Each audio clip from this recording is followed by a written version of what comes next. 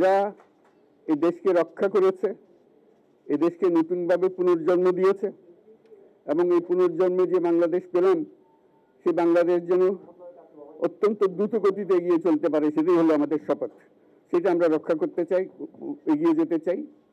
ভরসা রাখেন, তাহলে নিশ্চিত করেন যে সারা বাংলাদেশ একটা বড় পরিবার, এই পরিবার আমরা একসঙ্গে চলতে চাই এবং আমাদের মধ্যে দ্বিধা দ্বন্দ্ব যা কিছু আছে সরিয়ে ফেলতে চাই। যারা বিপথে গেছে তাদেরকে পথে আনতে চাই, যাতে করে একসঙ্গে আমরা কাজ করতে পারি।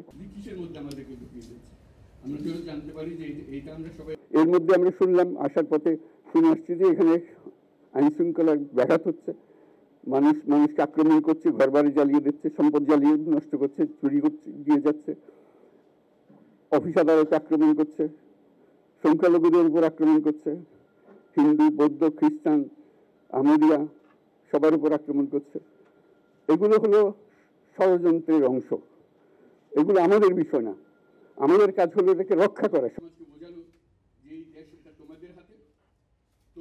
এই স্বাধীনতাটা আমাদেরকে রক্ষা করতেই হবে, শুধু রক্ষা করা নয়, এই স্বাধীনতার সুফল প্রতিটি মানুষের ঘরে পৌঁছাতে হবে, তা না হলে এই স্বাধীনতার কোনো দাম নাই।